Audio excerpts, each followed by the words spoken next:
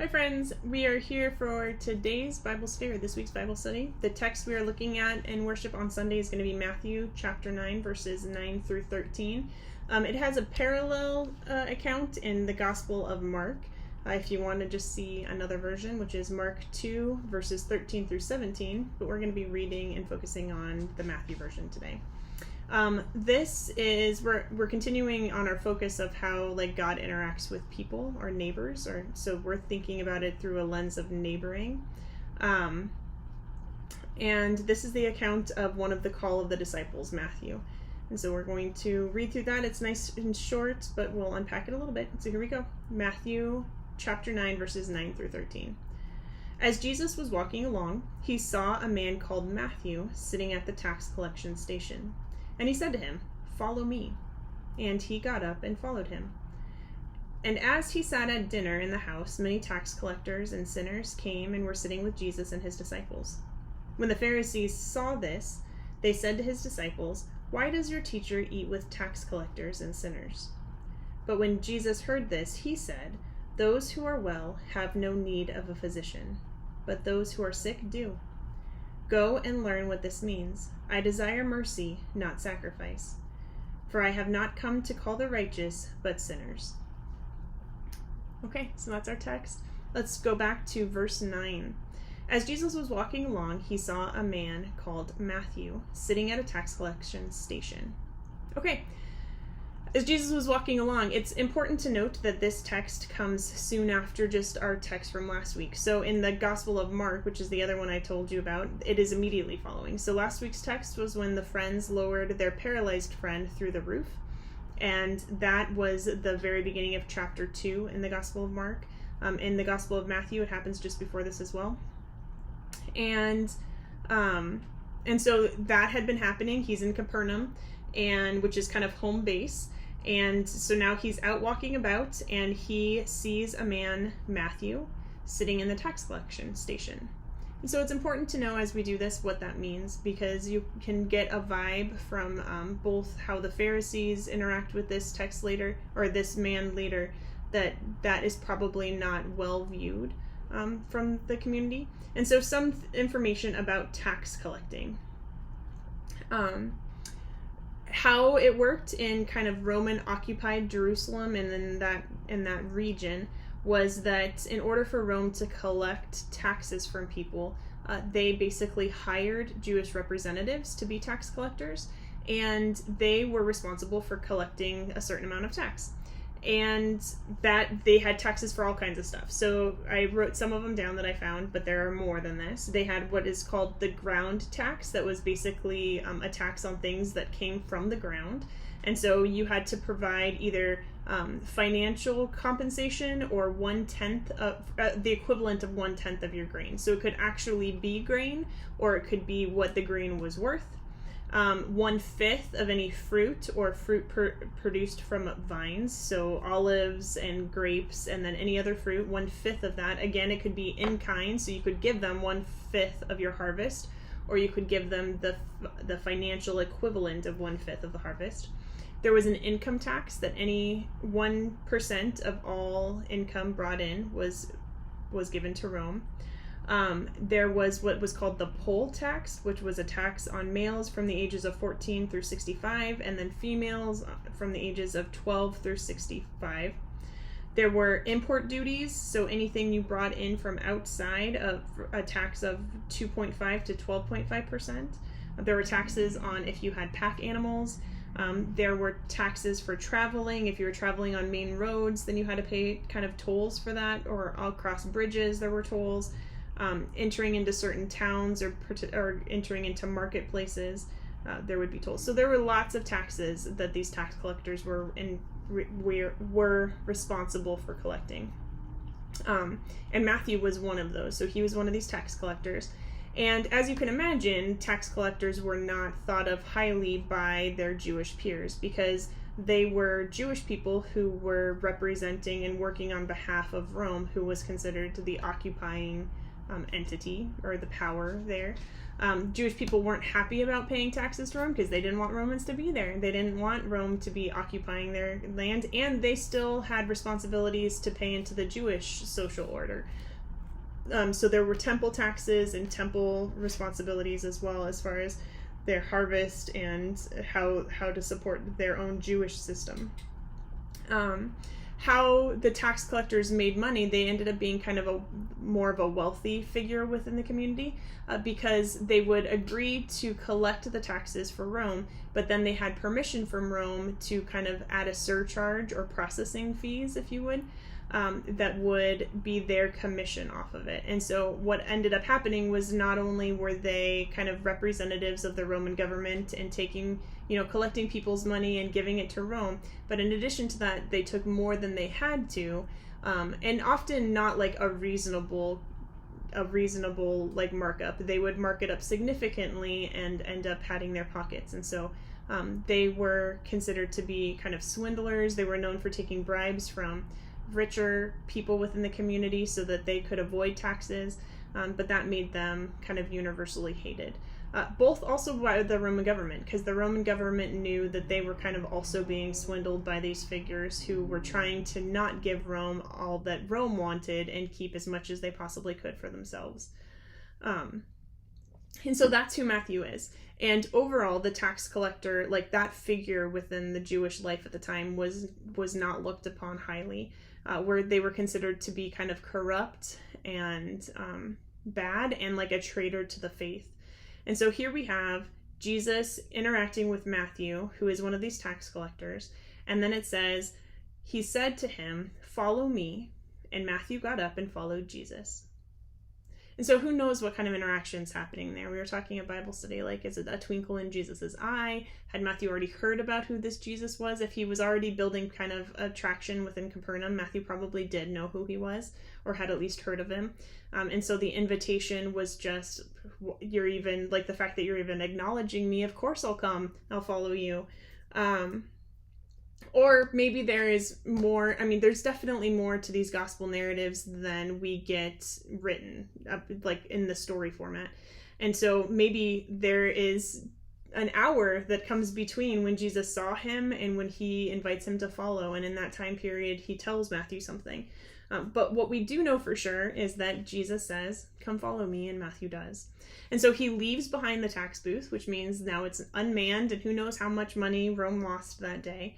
But he follows Jesus. And so it's an invitation from Jesus to kind of leave his life and enter into a new life of following Jesus. That means traveling around, that means helping within this ministry that he's doing and all of that. But then we start at verse 10, and it says, "And as he being Jesus, sat at dinner in the house, many tax collectors and sinners came and were sitting with Jesus and his disciples." What's interesting is that though it doesn't say it in this gospel narrative, it does say it in the Gospel of Mark and then also in the Gospel of Luke that what house they're in. So this kind of leaves it vague, and it makes it sound like maybe they're at Jesus' house, maybe they're at Peter's house, just any house.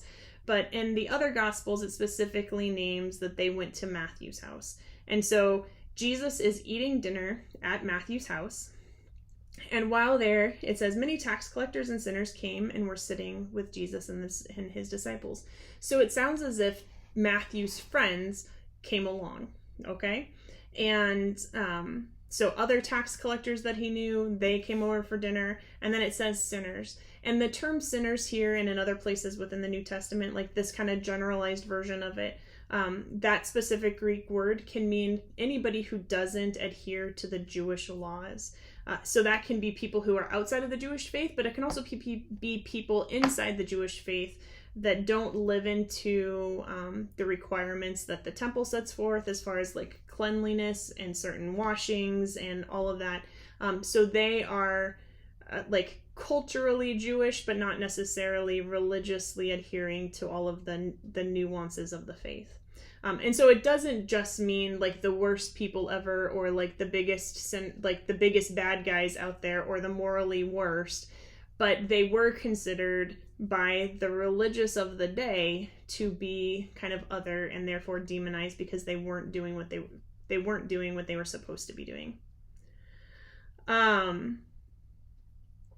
And so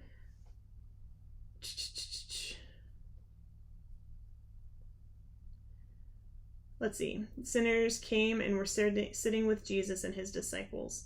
And so that's happening. And I think that's worth noting, that it's not just Jesus invites Matthew to follow him, but Jesus kind of also follows Matthew back into his life, right? Like, it's not just this strict cut off of his existence with his previous peers, but Jesus also enters into that. So Jesus, it's a reciprocal relationship of Jesus both inviting him to follow, and then also kind of following Matthew, right? Like going into Matthew's life and entering into that. And this makes the Pharisees mad. In verse 11, it says, "The Pharisees saw this, and they said to the disciples, 'Why does your teacher eat with tax collectors and sinners?' But when he heard this, he said," okay, so we'll stop there. So why are the Pharisees mad? They're mad because Jesus is supposed to be a religious leader, and here he is hanging out with and socializing with people who are considered to be religiously not as good, right? And so that makes them angry. Like, why are you dirtying yourself? Why are you lowering your reputation? Why are you allowing them to be with you? Maybe why aren't you eating with us? And there's something about eating with that matters. It's not just spending time with or being with or whatever, but is the fact that he is engaged in social interaction, and sharing a meal. Sharing a meal was kind of a sacred space, and you only shared a meal with people you valued highly. And so they're upset about it. And Jesus responds, "But when he heard this, he said, 'Those who are well have no need of a physician, but those who are sick do.'" I think sometimes we can read that and say Jesus is saying, like, you don't actually need me. I'm going to go to the people who do need me. But the nuances of the Greek, and from thinking about the thoughts of other commentaries and theologians in the past, this is more of a self-acknowledgement. Like, Jesus is saying people who think that they are healthy, they don't think they need a doctor. But these people have been shamed by culture and society. They have been on the outside of things for so long that they know that when there's an invitation extended, that they should jump at that. And so I wrote down a couple of quotes from some other thinkers, and Barclay wrote, it is only those who know how much they need me. This is what he's saying, Jesus is saying. It is only those who know how much they need me who can accept my invitation. And then from another commentary, the people who God can do nothing for are the ones that think they are good on their own. And so Jesus is almost saying, like, you guys, you Pharisees, you think you've got it all figured out and that you don't need a relationship with me. Maybe they've said no to the invitation for dinner. But Matthew and his friends have been outside of the circle for so long, and they are happy to be included. And then it goes on, "Go and learn what it means. I desire mercy, not sacrifice."